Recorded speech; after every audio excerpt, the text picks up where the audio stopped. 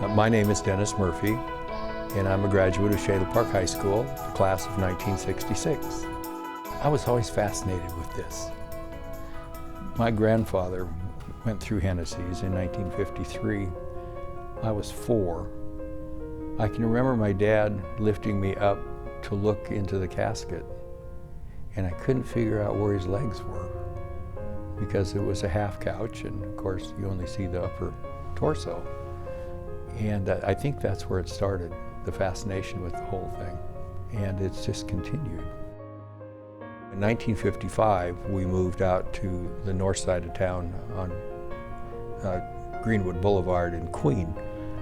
And in those days, I was able, as a 5-year-old, I was able to walk to the Brethren Church, was about, 8-9 blocks away by myself, through woods.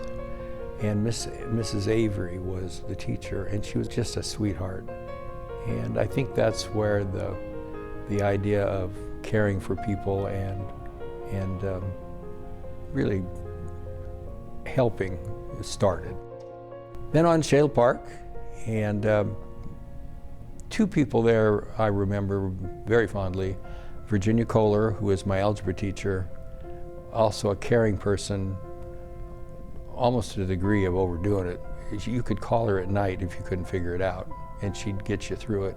Also, Virginia Berger at Shadle was an English teacher, lovely person, and again, cared about how her students did and helped them achieve what she thought they could. I was 18 years old, and I had gone down to talk to Helen Ryman, who was the grande dame of funeral service at Hazen and Yeager, Helen Hazen Ryman. And she was gracious enough to talk to me, but she said, "Dennis, you don't have any gray hair." I was a platinum blonde at the time. She said, "It just isn't going to work." I had a chance to go to work for the Toro distributorship. Then I went to work for Spokane Compressor, which is a compressor company. I have to truly say, I really enjoyed that job. But when it all fizzled out on me and I had a time to think and reflect, age 47, I said, I'm going to do what I wanted to do in the first place, because by then I had some gray hair. Nobody knows what we do, really. We always wait until 9 o'clock to make the first call, to make an arrangement for them to come in and figure out what we're going to do. You make the arrangement, you ask for some thoughts on the obit for the newspaper, and then the service time, and then arrange with the clergy, whoever's going to do the service, the printing of the memorial folders, the filing of the death certificate once it's hammered out, and receiving the number of certified copies that the family might want, and then conducting the service.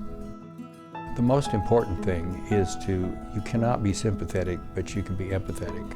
Well, there's a time when you have to be in grief, but you have to get around that, and you have to get into mourning, because you never forget them. They're always there, and you always love them. But if you can't get around it, you're just stuck. So that's another part of the gratification of doing this. The caring, which I got from the teachers that I mentioned, and the commitment for them, the commitment was to their students, the commitment here is to our families. I think I'd like to conclude by saying it's always better to be seen than viewed.